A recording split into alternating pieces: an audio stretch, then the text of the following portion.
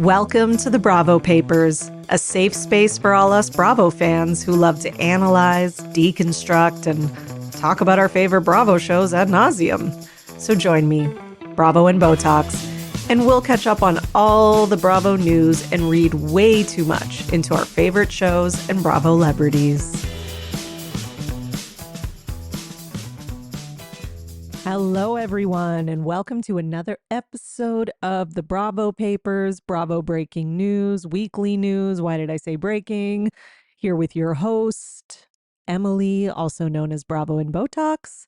I hope you are all enjoying a fantastic summer and that you've had a great week since we, spoke last. I don't know what else to call it because I guess I'm speaking and you're listening, but, there's a connection. Feels like a conversation. Love it. And just a couple things before we get into the news. If you are interested in Ladies of London, if you are, watching Dubai and you like Caroline Stanbury, highly recommend. Ladies of London is on Peacock. You can watch it on Hey You. You can find it anywhere. There's only 3 seasons, and I am recapping it on the Patreon. So that's patreon.com/Bravo and Botox. We've done the first 3 episodes. Okay. So, you'd watch the first 3. You can listen to the recaps for those. And then episodes 4 and 5, I'm going to be covering this week. Well, tomorrow, Thursday. So the episodes come out on Thursdays. So, stay tuned for that and keep an eye out for it. If you're interested, sign up. And, I'm also doing the Richard sisters, continuing with that. If you didn't notice or you missed it somehow, I did post the part 6 on Sunday. I think it was kind of late on Sunday that I posted it because it was such a busy weekend, but I did manage to get it up in time. And, it's more of Paris in Love season 1, talking about Kathy's role in it specifically. And Kyle made some appearances too, and on Paris in Love, so she's in there as well. And then I also, and Kim, and I also talked about a chapter of House of Hilton that I didn't cover in the original Richard Sisters deep dives, like parts 1, 2, and 3, because it was more about Kathy raising Paris, and I was originally starting with more like the big Kathy. So yeah, check that out. If you missed it, make sure you subscribe and then you won't miss anything. You can also listen to this podcast on YouTube, by the way. So please subscribe. I have a YouTube channel. Just search for the Bravo Papers. It's up there. Even if you're not going to listen, subscribing is just helpful to me because it helps me with like the algorithm and all that kind of stuff. All that, whatever, however the hell that works. But I know it helps. That's all I know. Okay. So if you could do me a favor and sign up or subscribe on YouTube, that would be fantastic. And as always, I feel like I haven't mentioned it in a while, but if you could please leave me a 5-star rating, it would be fantastic. I am always trying to grow the podcast, and, the better it does, the better it can, again, go up in the podcast algorithms and get more new listeners, which is what I'm always looking for, to expand the audience and, have more people come and have a good time listening to Bravo News and Richard Sisters and all that fun stuff. If you know anyone you think would like it, share it away, please. Okay, so we're going to get into the news. I'm going to start with Vanderpump Rules because, Tom Sandoval is Tom Sandovaling. And he, of course, took back his lawsuit. And that was kind of one of the biggest news stories of the week. So, not the biggest, actually. I would say Penny suing Ariana and Katie is probably the biggest. But I'm going to start with the Tom one because it's kind of a continuation of last week. So pretty much there was so much backlash and outrage against Tom Sandoval, including from myself, because I went on like a 45-minute tangent about it last week, which I'm sure you heard. But, after all the backlash, a petition started up. So I noticed on Reddit that, there was a change.org petition to like fire Sandoval, get him off Bravo forever. Like, we don't want to see him on any shows again. And that started to circulate. I don't know how much steam it was getting. Like, I shared it to my Instagram stories in case anybody wanted to sign it. But at the end of the day, it was, when I looked, it was like maybe like 1,500 to 2,000 people had signed. But it's one of those things like, sometimes when you have this much outrage on the internet, and then it gets to the point where like people are like, I'm not watching the traders, I'm not watching next season. Starting a petition, people are signing it, it's starting to gain momentum, news stories are coming out about it. Like, that's when you as a celebrity, you're in trouble. Like, that's when this is not like the kind of thing that people will just forget about and move on next week when something else happens.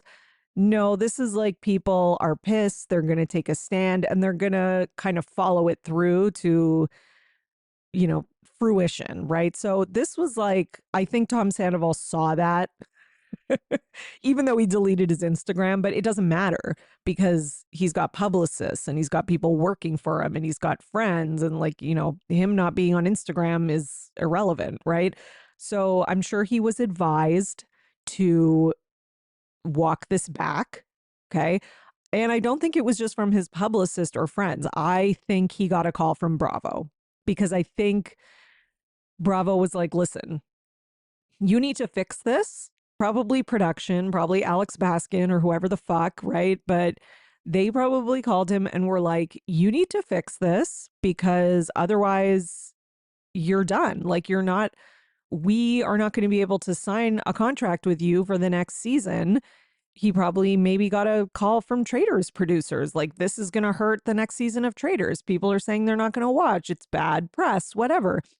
It was just all around, right? And I'm sure his manager or whoever was like, dude, you're ruining your career. So he took it back. And in classic Tom Sandoval fashion, he blamed someone else.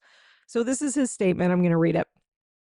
Last Tuesday afternoon, my attorney, Matt, I don't know if I'm saying this right, I'm sorry, Garagos, whose advice I trusted, called me about the cross complaint in the lawsuit against myself and Ariana. He assured me that the action was customary and strictly preventative in these types of lawsuits and urged me to agree to it. The words new lawsuit or suing were not articulated to me. I should have done more of my due diligence on the matter. Upon realizing what this action actually means, I have removed Matt Garagos from my legal team. In no way am I suing Ariana. The action against Ariana brought on my behalf is being removed. I hold no ill will or vindictiveness toward Ariana. Now, by removing both the cross complaint and the attorney who recommended it, I hope to get through this case quickly so that Ariana and I can both finally move on with our lives. Okay. I was shocked by this, I have to be honest. When I first saw it, I was shocked that he removed the lawsuit. Like, I'm not shocked that he's, blaming his lawyer or someone else, but I was definitely shocked that he removed the lawsuit because, I expect the worst of him always. Like, my expectations are in the gutter, right? So I was surprised by that. However, the more I, read the statement and sat on it for a few minutes and thought about it, I was like, okay, it's actually not that shocking, because the only thing that can get Sandoval to, apologize, walk things back, etc., is the threat of no longer being famous. Like, the threat of no longer having a career that's like in the public eye or on TV or like fame related. So, I don't think he walked this back because he saw how wrong it was or because he gives a shit about Ariana.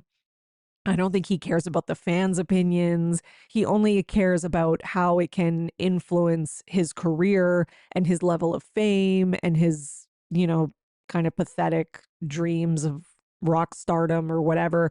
So I really think that, he got a call from production. He was encouraged to do this, and he saw somebody, probably put it to him in black and white, like, you're screwing yourself. And maybe he got that.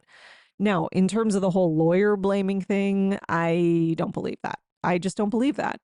I don't believe anything Tom Sandoval says, but do I believe that he didn't understand that he was suing Ariana? No, I think he knew that. Okay. Like maybe he didn't know the backlash was going to be as intense as it was. That I could see because he kind of lives on like a different planet in like a different reality. So, yeah, so that I could definitely see him not expecting that level of backlash, but he knew what he was doing. He knew that a cross complaint, like he knew a cross complaint is suing. Like he's trying to play dumb here. And here's the thing, I hate to quote Bethany, but you can't play stupid and smart at the same time, right? Which he's always trying to act like he's, knows more than everyone else. Now, all that being said, I do legitimately think he's not that smart, right? I've said that in the past.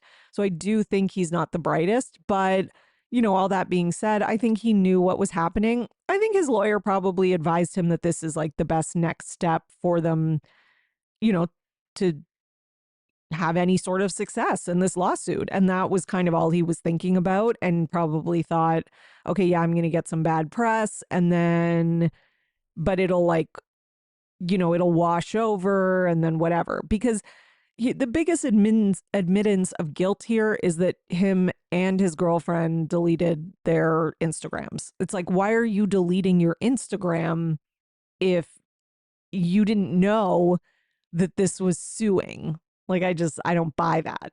Okay. And I'm not the only one who doesn't buy that, because a lot of fans were saying that. And somebody posted, I guess, on Victoria. So Victoria is Sandoval's girlfriend, in case you didn't know. Somebody posted on her Instagram and said, like, a comment, why did you shut your Instagram account down? And Victoria replied and said, we both deactivated our Instagrams once we found out what the filing really meant. We both were shocked and did not want hate and criticism from the public on something when he needed to focus on fixing it immediately without any distractions. So he made a statement knowing he was going to activate his Instagram once it was finished and the issue was resolved before the backlash came in. Hopefully everyone understands. I mean, she's the brains behind the operation, I think. Like, it seems like she's a little bit better when it comes to like publicity, media training, saying the right things. Like, even in that, when she was responding to Billy Lee, I remember saying things about like her going into like Ariana's space or Ariana's room. And Victoria was like, I would never do that. I respect Ariana. I respect their relationship. Like she knows what to say. And even though Tom Sandoval, like when he started dating her, tried to make it out like she's like not really like on social media a lot and she doesn't pay attention to things, she doesn't watch the show. Bullshit. I think this woman pays so much attention, and I think she's kind of good at navigating this stuff much better than he is. Okay. She's not perfect, because nobody is. And clearly she's done some dumbass things, including dating Tom Sandoval. But at the end of the day, like, she knew how to craft that response. Do I believe it? Still no. I still don't believe that, they deleted them because they just wanted to deal with it quickly and swiftly and blah, blah, blah. No, I don't think so. Because it was just, the timing was just, they deleted it and then the news story dropped. Like, that doesn't make sense. It should have been the other way around. It should be like the news story dropped, you see it, you see some backlash, and then you delete. Like, the order of it doesn't make sense. Now, unfortunately, this is not the end of Ariana's legal issues, because now it has come to light that Ariana is being hit with another lawsuit, and Katie is being hit with this one as well, because it involves something about her from Chef Penny. So we remember Chef Penny, she appeared on the show at the sandwich tastings, helped with like getting something about her started. And there's been some, contention between them. It seems like, for the most part, it seems like I think that Ariana and Katie needed someone who, knew food and knew restaurants and, had that kind of experience to guide them. And I think probably Lisa Vanderpump like gave them that guidance. And I think when this was happening, I think Katie and Ariana were in a, like, I don't know what word to use. This is the only one I can think of. I think they were kind of in like a weaker, quote unquote, spot where it was like they needed more help, guidance, etc. And then I think they kind of, with Ariana's like publicity status going up and Katie's too, if you think about it, I think and maybe like financially and what happened with the show and the show blowing up, like, maybe they just kind of like I just feel like maybe they grew more confidence in their decisions and the way that they wanted to do things. That's what I really think happened. And I don't think that that means that like Chef Penny is necessarily evil. But I do think that Chef Penny's like, I know more than you two. The vision should be my vision. You said you were going to follow what I said, and now you two want to do it this way, and this is your vision. And like, I think they just had disagreements about what the vision was for the brand and the business. And I think Penny is the type who has trouble relinquishing control, especially to people who she sees as like kind of beneath her in terms of experience, expertise, restaurant industry, whatever, right? Cooking, whatever. I'm not saying they are beneath her. I'm saying that's how she sees them. So I do think that Penny, was like, well, who the fuck are you to say that we should do it this way? And they're like, well, yes, we did hire you to help us with the food and to be part of it. But at the end of the day, the vision is our vision. We're not going to change like this, that, the other. Again, I don't know what the little details are of that, but I'm sure there are little details, right? So, and the other thing that happened was that Penny had, I guess, registered the trademark for something about her. And there was some drama about that I know I covered in a past episode, but people were like, well, why did she register it was the copyright or the trademark? I can't remember. So, the whole thing's been a mess. Okay. So, in regards to this lawsuit, in new legal docs obtained by TMZ, the Vanderpump Rules star and her co-star Katie Maloney are accused of reneging on a business agreement surrounding their popular sandwich shop, Something About Her. So according to Penny, and she's the one who filed the lawsuits, Ariana and Katie failed to uphold their end of the agreement when she took on the role of COO/director of culinary at the West Hollywood restaurant. As Penny put it, back in June 2023, she was promised a 10% partnership if she helped develop and operate Something About Her.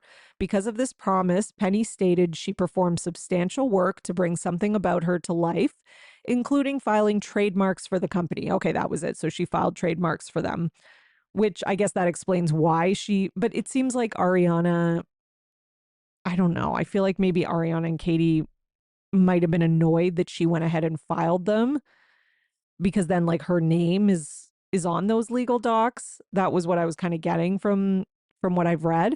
So Penny, who fans have seen on the show, said she was supposed to be paid $7,500 a month until January, where her rate was then supposed to be increased to $10K a month. Wow, that's a lot. I mean, that's a lot. Especially like when you haven't opened yet and you're not like making the money yet, right? Because they opened this year. And I'm assuming this is like it says June 2023 and then okay, anyways. I don't know, that seems like a lot. Maybe again, I'm not an expert on this though, so maybe that is what she was supposed to be paid. Maybe that is what the agreement was. I have no idea. I also don't know,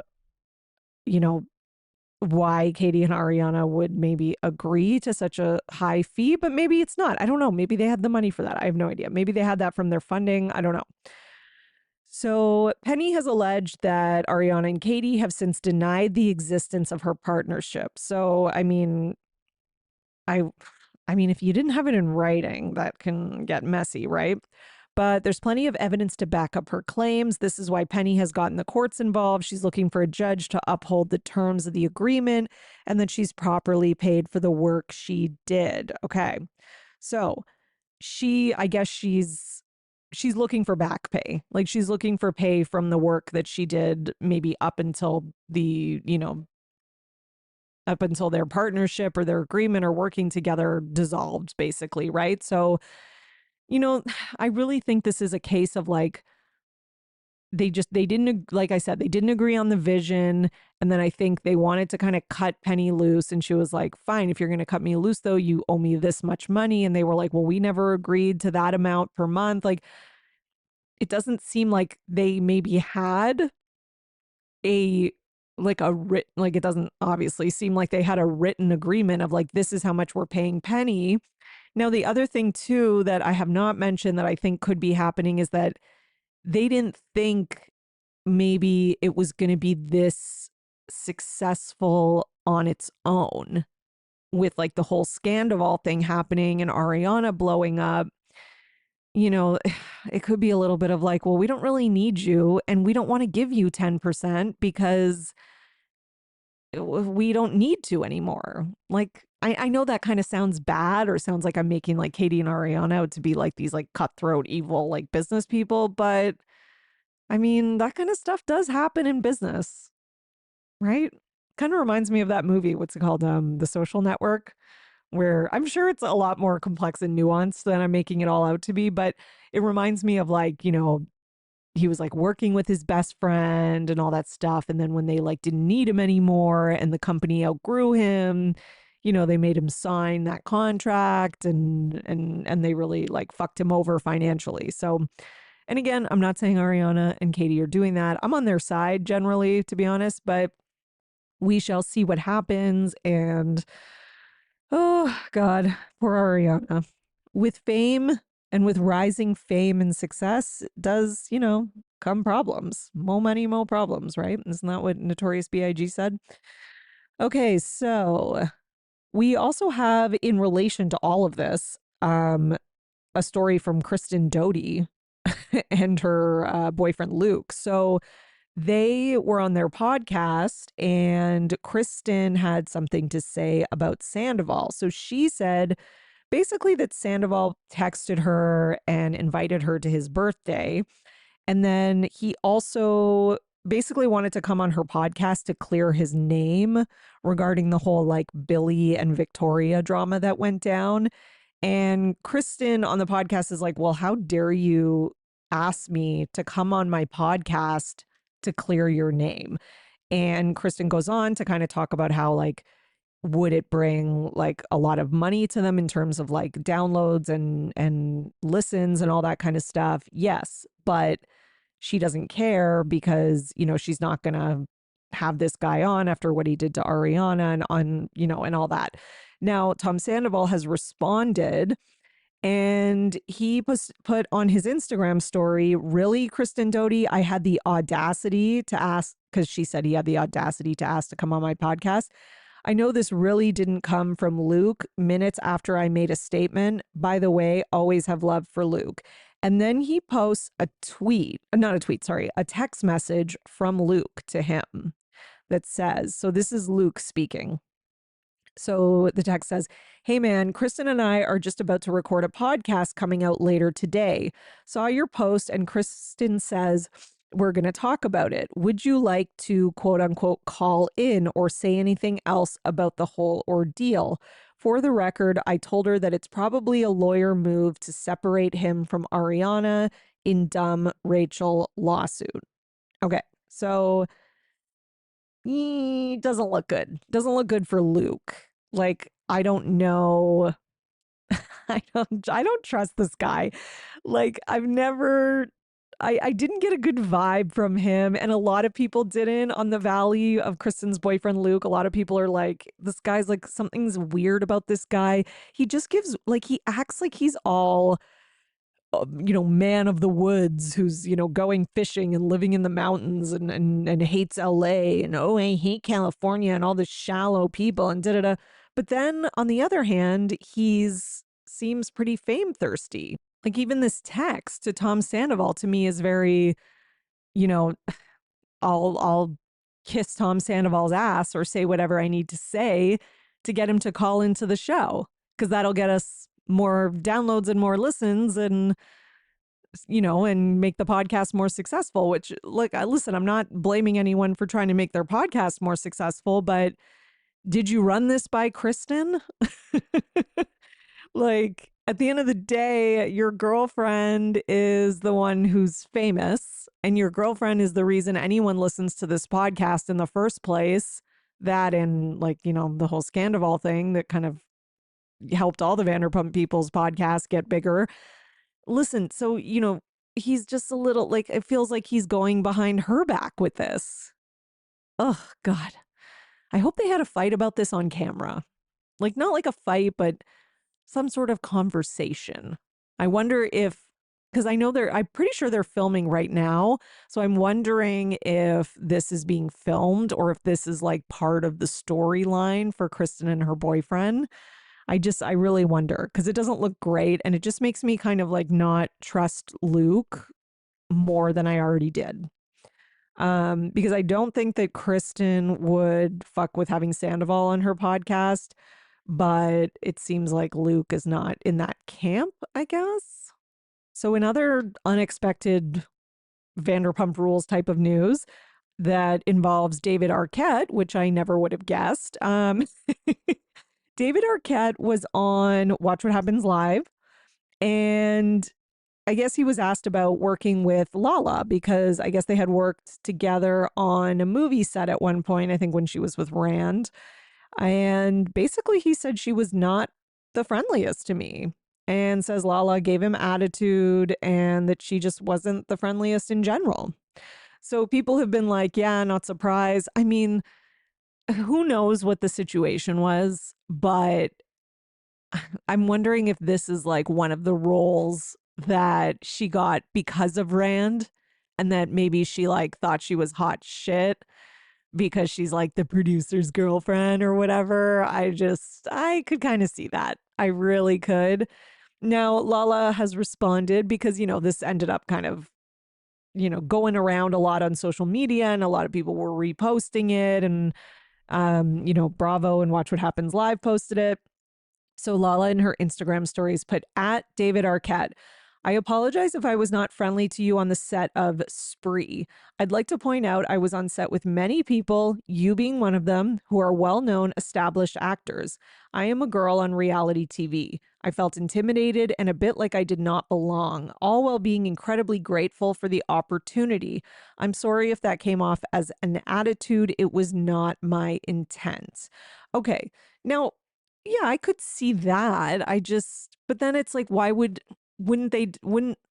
David Arquette or whoever describe you as more like standoffish, nervous, or shy? Like, to say someone has an attitude is, I don't know, to me, that's pretty specific. Again, though, I don't know. Like, I'm leaning towards not believing Lala because she's kind of shown her true colors many, many times. But like, you really do never know. But I don't know. I don't think it looks great for her, but whatever. I think it's the kind of thing that people will just kind of forget about and move on from, unlike, lawsuits against the ex that you cheated on, Tom. In other news, Sheena was interviewed about the next season of Vanderpump Rules, and she said that, she just doesn't see how the show can come back with every single person on the cast, or can come back with everyone. And I'm assuming she's talking about Tom Sandoval, because who else could she be talking about? Or at least, like, how can, we go forward with Ariana and Tom both on the cast? Like, maybe that's what she means. But I'm assuming, based on like her response to the lawsuit, even though it's been dropped, but still her response to the lawsuit and her response to just everything, I'm assuming, that's who she's talking about. And then she talks about how, she's really excited to, like, have the show come back and have all the girls and have like a girl power season. And I'm like, Sheena, you're so transparent. It's embarrassing. Like, Sheena just never stops secondhand embarrassing herself. Well, I guess it's firsthand for her, secondhand for me and everyone else. But it's just, you were like, where was this attitude last season? the only reason she's even saying this, and we all know, is because of all the hate and backlash. And now Tom's lawsuit, which is just was just like, the cherry on the cake. So, or on the sundae or whatever. So she's just, Sheena, stop. Just stop, okay? We're done with you. And Ariana is going to be hosting Love Island USA reunion, season 6 reunion. So that's on August 19th. So if you are a Love Island fan, watcher, very excited for that. She has done such a fantastic job this season. So I say that after not watching it.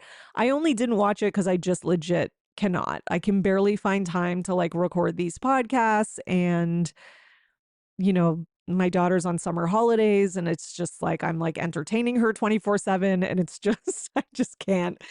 Who knows? I might binge it, if I get the chance. I would love to. I'm not like anti watching it. I actually want to. But I just haven't been able to. But based on the clips I've seen, and I have watched all her little outfit walk-ins like 50,000 times over because she looks so good. I just know she did a great job, and everybody says she did. So, yeah, congratulations, Ariana. Just wanted to end the Vanderpump Rules portion with something a little bit more positive before we go to the Valley.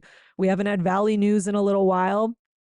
This isn't like a huge story, but it's something that I wonder if we're going to be seeing next season, which is that Brittany and Jax have been hit with a 35K tax lien on their home. Yikes. So this is why Jax works so hard when he's filming the Valley to, stir up shit and be an asshole, basically. But a 35K state tax lien has been placed on Brittany and Jax Taylor's home in the Valley. This is especially complicated since they are now, estranged, separated, whatever. And Brittany and her son Cruz have been living in Airbnbs for her mental health. So that's got to be costing them a pretty penny. So Daily Mail obtained documents that reveal a state tax lien has been placed on the couple's $1.9 million Valley Village home by the California Franchise Tax Board. The lien was filed on June 12th, 2024. The amount is 35 grand, as I said. Yeah, so I just think it can't be good. They're paying their mortgage, they're paying for Airbnbs. Now they have these tax issues. Plus, they're in the middle of a divorce. I mean, the only kind of, I guess, ray of sunshine is that they now have the Valley, which they're at least getting like paychecks for, and the Valley's filming again. So we know they're getting paid, and the Valley's doing well, had a great first season. And, having a successful show is going to lead to other opportunities and sponsorships and things. So I guess we will see. But, they're also coming out of like years of being unemployed. Not that they weren't making money. Like, I know Brittany had I think it was the weight loss sponsorship, Jenny Craig, and I think they had what's his name? Jax. I almost forgot Jax's name for a second, guys. Jax was on House of Villains. So they've had some things going on, but I could see maybe the two of them living outside of their means a little bit, or when they weren't expecting to lose their jobs on Vanderpump Rules so suddenly, falling behind on stuff. And yeah, I could see that. And I don't think that living the type of lifestyle that they live is cheap, right? It's just not. All right, so let's go on to some summer house news.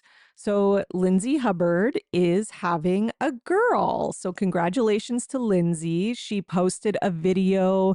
It was her and her, I don't know, boyfriend, I guess we're calling him boyfriend, baby daddy, whatever, on a trip. And they came back to their hotel room, and he had some like bouquets of flowers and some pink balloons. A lot of people are like, oh, she's really milking this pregnancy and so extra. And I'm like, I think this is pretty low key.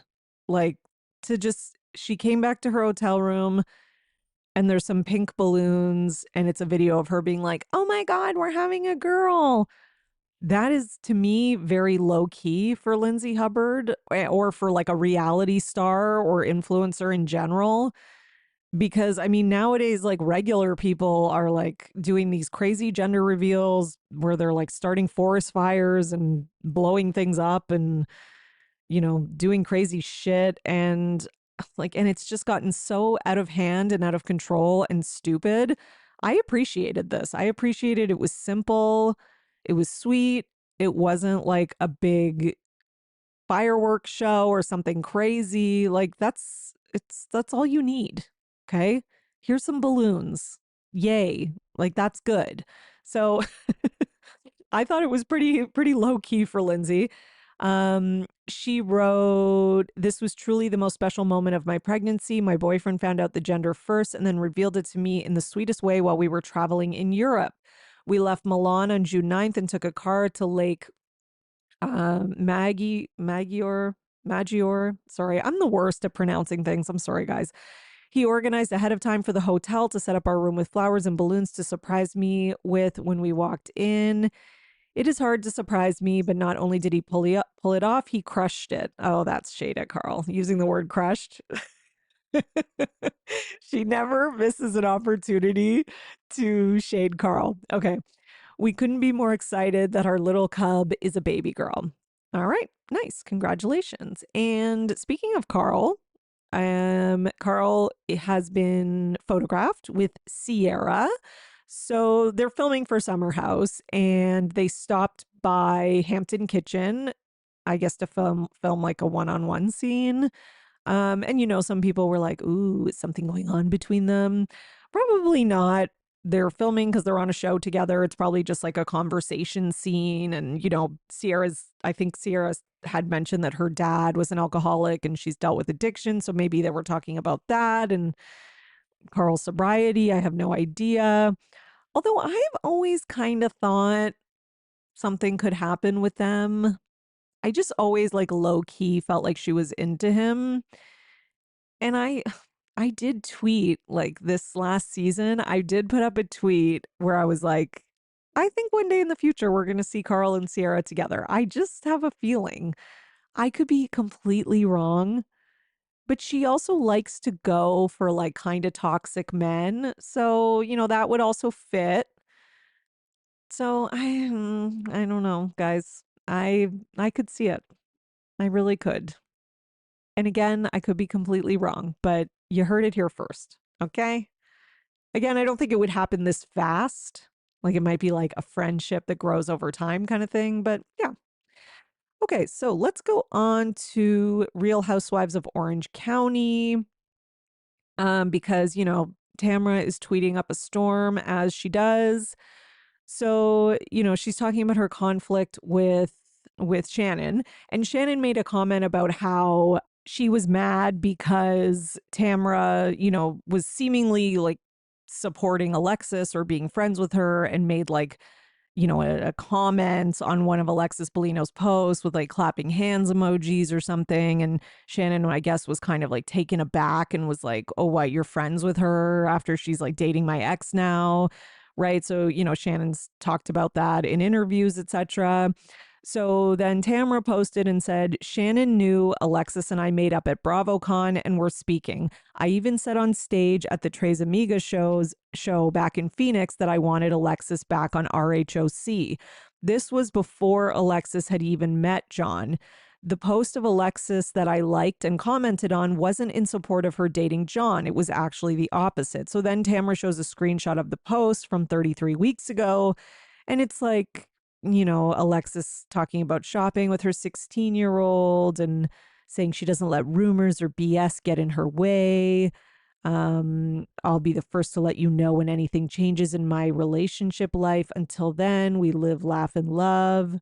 And then Tamra commented with 2 clapping hands emojis. So, okay, but that caption, Tamra, kind of sounds like Alexis is referencing the possibility that she's dating John, because there were rumors that they were dating for a long time before it was confirmed. Like they were seen together at the Quiet Woman and then they were seen somewhere else and people were like walking somewhere, I remember. So you knew it was more than that. Like, you know that that post is in reference to her relationship rumors with John. And Tamara probably knew that they were starting to see each other, even if they weren't official. I don't know. I just don't believe this. And I just don't believe Tamara. And I think Tamara knew. Like, Tamara knew full well. Okay. And then somebody else said, why is Tamara so close with Alexis? Didn't she lose over 500K because of the Alexis Bellino's lawsuit? And Tamara's like, oh my God, for the last time, Alexis didn't sue me. How many times can I make this clear? Do you really think I'd be friends with somebody who sued me? So people have pulled up the legal documents because it's kind of like, well, they're out there. So why aren't we just looking at them to clear this up? Now, Alexis is not officially like suing Tamara and Shannon on these documents. She's listed as one of the like interested parties, but not that I'm on Alexis's side because I'm not, but that doesn't really mean anything. Every like lawyer I've seen comment and everything I've found kind of just says it really just is anyone that could have any relationship to the people involved. They could be called upon as like a witness or whatever. Like, it doesn't mean that she's also suing. Okay. You know, and Shannon maintains I saw her name on those documents. Maybe that's what she saw and she didn't like understand what she was seeing, or she didn't, you know, she looked at it quickly. And I have no idea what the situation is and just made some assumptions. I don't know. That could happen. So yeah, so that's what Tamara's referring to there.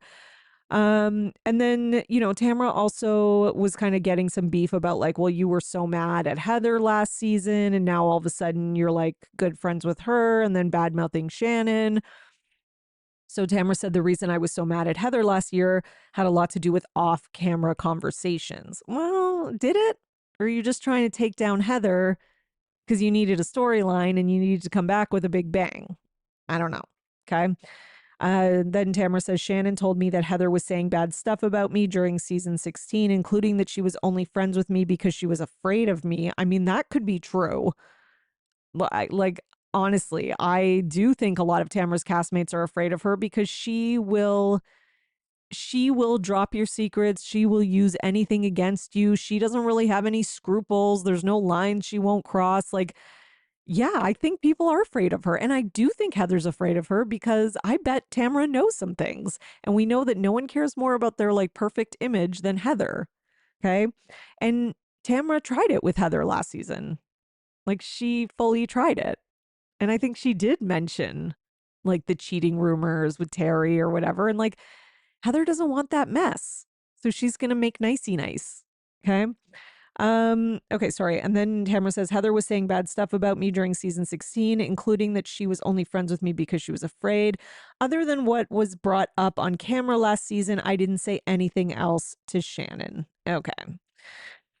Tamara is really like, she's been on the defense big time on social media because I don't know what she really expected this season. Like, Tamara's not one who seems to care that much about being like a fan favorite. Like, she'll lean into the villain role, which is one thing I actually like about her. But I do think that she also likes to be right. So I do think that she will, you know, she'll tweet and tweet. And it's kind of like two birds with one stone for Tamara because it's more publicity, it's more, you know, ratings for the show. And then she also gets to, you know, continue pleading her case. But I do think she's probably getting maybe more backlash than she expected because I think she thought people were going to be hating on Shannon more than they are for the DUI. So Jen is also speaking out in interviews, and she said the Tamara Judge is also a problem when she drinks, so kind of shouldn't be talking about Shannon.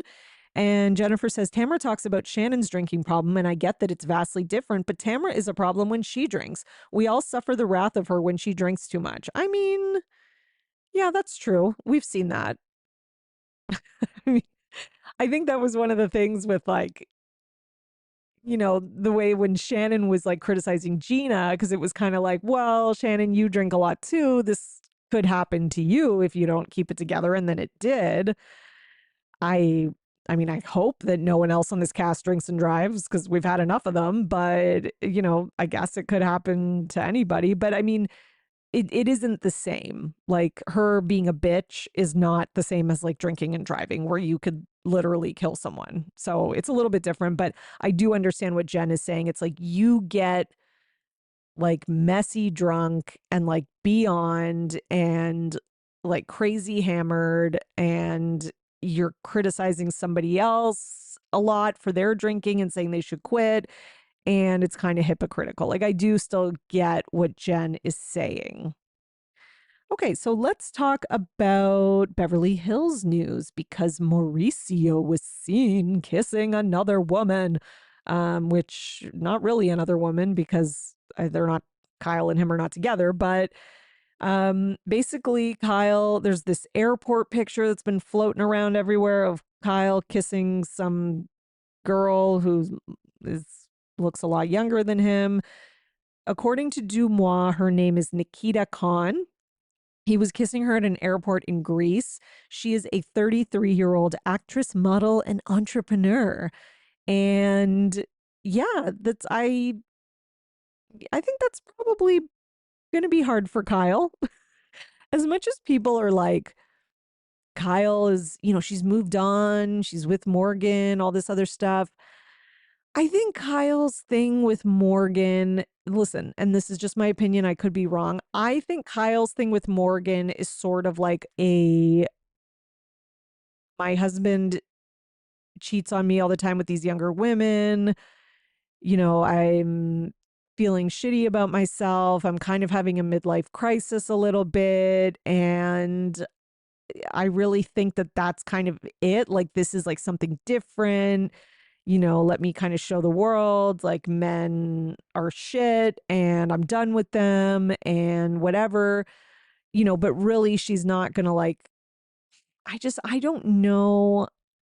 I think this is like exciting and new for her, but I don't think she's over Mauricio. I've always thought that. Like, I think she still, because that happens, like, you still love someone, but you know that they're wrong for you or bad for you or that they've hurt you and that you have to let them go. So I just feel like I don't know. I just feel like she left him because she had to. She couldn't deal with the cheating anymore, but she still loves him. Now, that doesn't mean that she can't have like some feelings for Morgan or she's not like excited about Morgan and she's not exploring that. But I don't think she's as over him as he's over her. Like, I think he's been over it for like forever and that it was more just like, a business image thing. And I think he's just always been trash. And listen, I'm not like a big Kyle Richards fan. Ask anyone, I'm really not a Kyle Richards fan, but there's one thing I will take her side on. It's that I think Mauricio's a piece of shit. I think he cheated on her the entire marriage. I hate when I see people on social media being like, well, he's allowed. They're not together anymore. She's off gallivanting with Morgan. Yeah, everyone knows that. Everyone knows that. That doesn't mean that she's not allowed to have feelings, though. You can't tell people how to feel. Just because he's allowed to date other people and kiss people doesn't mean that she isn't hurt. She spent 25 years or whatever with this man. Like, she's fathered or mothered 4 of his kids. Like, they had a life together, and I think she's always truly loved him.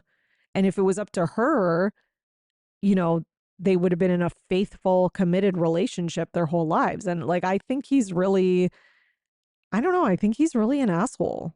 And I really honestly think that he's just fucked around behind her back ever since he got any sort of like power or status or whatever. And I think, her coming on Housewives kind of made that worse because he got more attention, and that's it.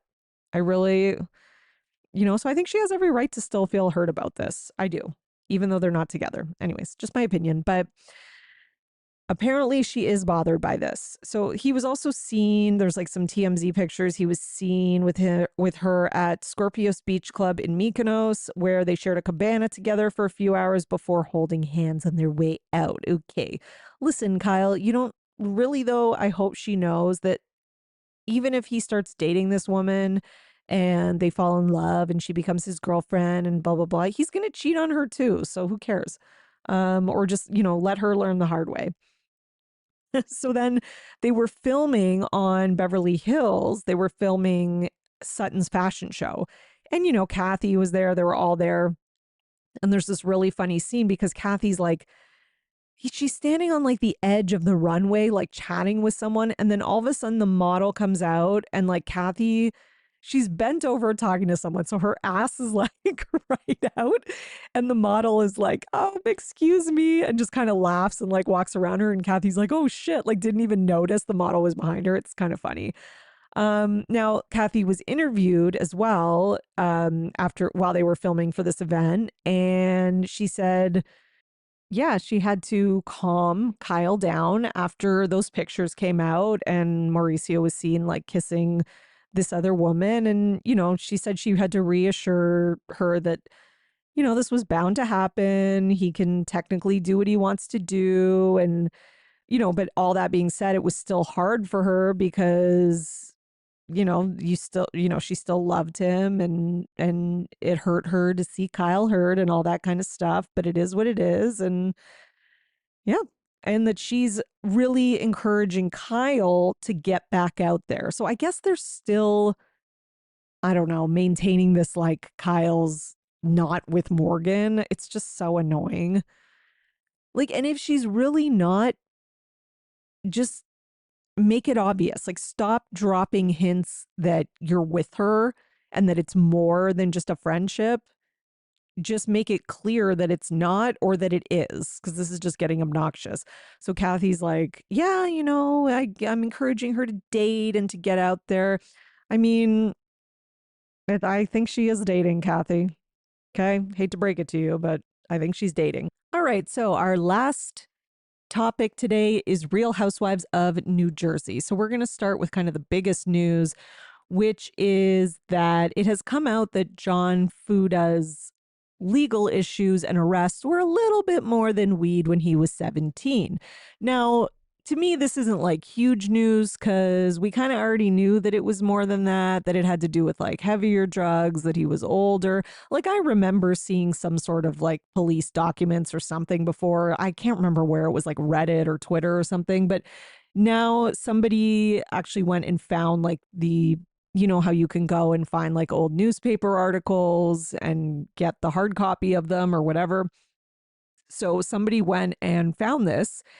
And this is the headline that I'm going to read you. So at this time, actually, before I even read the headline, at this time, his name was not John Fuda, because as we all know, he changed his last name. So his actual last name was Jonathan Datria. So the headline is 3 arrested in home invasion, and it names him in it. There's also a picture of him with his name under it, and it's definitely him. I would know that chin anywhere. So basically 5 people were bound with duct tape at gunpoint during a home invasion on Portland Avenue Monday night, police said. 3 suspects were caught in neighboring Passaic, but police said they believe 4 more are at large. Jonathan Datria, 20, of Elmwood Park. And then they talk about the other, face charges of robbery, the other people, robbery, theft, and unlawful possession of a gun and drugs. The 3 are being held in the Clifton Municipal Lockup on $250,000 bail with no 10% option. At 11 p.m. Monday, 7 people inside 2 cars pulled up to the apartment on Portland Avenue, where 2 24-year-old roommates were entertaining 3 female guests, Clifton Police Detective Captain Robert Rowan said. As 3 people kept watch outside, the intruders kicked in the door of the apartment and rushed in brandishing guns, he said. The suspects allegedly ordered all 5 victims to get down on the kitchen floor where they were bound with duct tape. Rowan said the suspects then demanded one of the male residents to tell them the location of a stash of drugs and money. When the victim did not cooperate, the suspects pistol whipped and kicked him as he lay on the floor, Rowan said. The suspects then allegedly ransacked the apartment, taking cell phones, $400, and jewelry. Okay. So a short time later, they were arrested. They were wearing ski masks, etc. Okay. So, and then it has the picture, like I said. So, a lot of people are like, what the fuck? Like, this is a lot worse than what, Rachel and John are making it out to be, because he was 20. He duct taped people, pistol whipped, robbed 5 people for their money, jewelry, and phones, a lot more than selling weed. The original person who broke this or posted it was Bravo versus Everybody on Instagram, at Bravo versus Everybody. So I think it's not even that, like, it is that he did this, because this is terrible. This is like a violent crime. This is much worse than, selling weed or like, and he's been giving Teresa such a hard time about the mortgage fraud thing because she like signed her name on something. This is much worse. But listen, it doesn't even matter because I think the big thing that's kind of driving people crazy is how hard Rachel and John have been going about how he was just a kid. He was like, he talks about it like he was like a little boy that was 5 years old. He talks about it like he's a little boy who's 5 years old right now. Like, does he know he's an adult man now? Like, it's like he's like getting upset for his past self. Like, he's like, would you talk about someone's children? John, you're not a child. Okay. And he was trying to kind of make this argument that he was a child when this happened. Well, he wasn't. Okay. And he keeps saying it's a little bit of selling weed. It's not a big deal. And like throwing his ex under the bus for her drug stuff. And it's like, dude, I think there's a reason you were dating her and she was dating you. And I think you're kind of two of the same type of people. Sorry. You're both kind of cut from the same cloth. And I don't think you're that much better than her. Like maybe, yes, maybe you've gotten it together now. And people can get it together and people can change. And maybe he has grown and changed from this and he wouldn't do something like this now or partake in illegal stuff. I have no idea. Okay. Maybe he changed his name because he wanted to like start fresh and all that. I can understand that. I could see that. But just the way that they've been harping on it and just going over it over and over again about how it's such a lie and, he would never do something. He was just a kid. Like that's the part that's very annoying, just very annoying because they've been pleading how he's so innocent. And it's like, if you keep pleading that and talking about it over and over again, if you protest too much, people are going to go searching. And that's exactly what happened. If they had just kind of shut up about it and just let it go, right? And just, been like, oh, shut up, Teresa, you're stupid, or just something like that. I don't even know if it would have gotten this far. But at the end of the day, you came on reality TV. This is what happens, especially when you never shut up about something. It's like you did it to yourself, kind of. So the other thing that's been kind of going on is that, I talked about this last week about Kathy Wakili and her comments against Melissa Gorga, Watch What Happens Live, and, saying that, it's so convenient that Melissa wants to like make up with her now and all that kind of stuff. So Melissa on her podcast said, I tried to say something nice and I didn't like the attitude she has and I think it's weird. And then she said, it's your loss. Stay on your side of the street. All good. I tried to like say whatever, to say something nice and just whatever. I don't think, I like to like the attitude. Sorry, this is a direct quote, so I can't change it, but I'm like, it's weird. We haven't seen her in a very long time. So I just thought it was a little petty. And then Joe Gorga, who was also on the podcast, said that he ran into Richie Wakili and that Richie was really rude and nasty to him. And Joe goes on to basically say the Wakilis are bitter. Yeah, it sounds like they are, but I mean, it kind of also sounds like they might have a valid reason to be bitter. Just saying. Okay. And also, like, if these people don't like you and that they're bitter and all that, like, why do you keep bringing them up and talking about how you would like to make up with them and stuff? Like, I don't know. I just think that's kind of weird.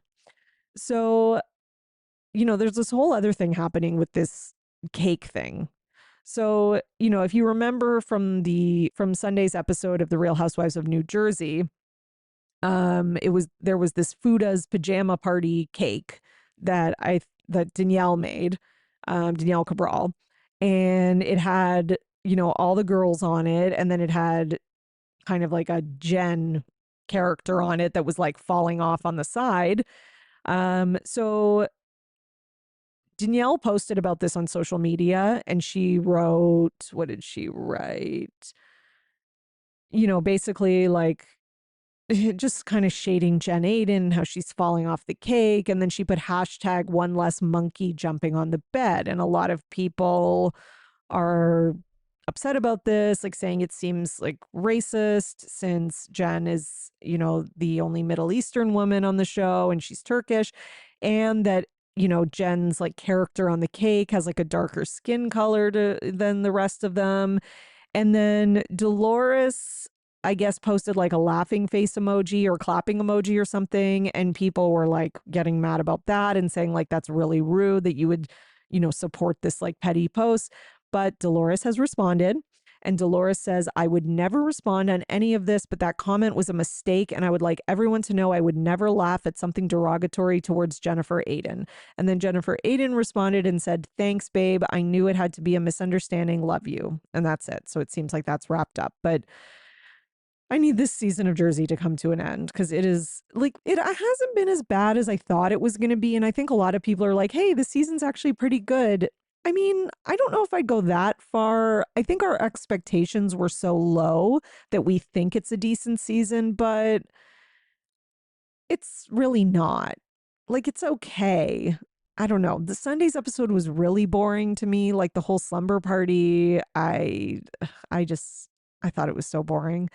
I wasn't big on that episode. To me, I'm ready for the season to end. I'm good to just fast forward to like the rail scene where everybody goes crazy and then just tell me who's on the cast for next season and let's call it a day. Like that's the point that I'm at. So yeah, and I think a lot of Jersey fans feel that way right now because it's enough. Okay, everyone. So we're going to end off there. Thank you so much for joining me today. And I hope you enjoyed the show and you are now in the know for everything Bravo. I will see you on Sunday for the next Richard Sisters and Wednesday next week for the next Bravo Weekly News and on Patreon tomorrow if you are joining me for some Ladies of London. See you next time. Bye. Thanks for listening, everyone. Your support really means everything to me, and this show wouldn't be possible without you, the listeners. So please, if you enjoy the podcast, leave a 5-star rating and subscribe so you don't miss an episode. For more, you can join my Patreon, patreon.com/Bravo and And for $5 a month, you'll get 4 extra podcast episodes a month. You'll also get early releases of Bravo Paper episodes and more. Please also subscribe to my YouTube channel at The Bravo Papers and follow me on Twitter, Instagram, at Bravo and Botox and at The Bravo Papers. If you'd like to buy me a coffee, you can at buymeacoffee.com/Bravo and Botox. Send your love through some much needed caffeine. And any guest that was on today's episode will be in the show notes, all their social media and contact information. So thank you so much, everyone. Keep overanalyzing Bravo.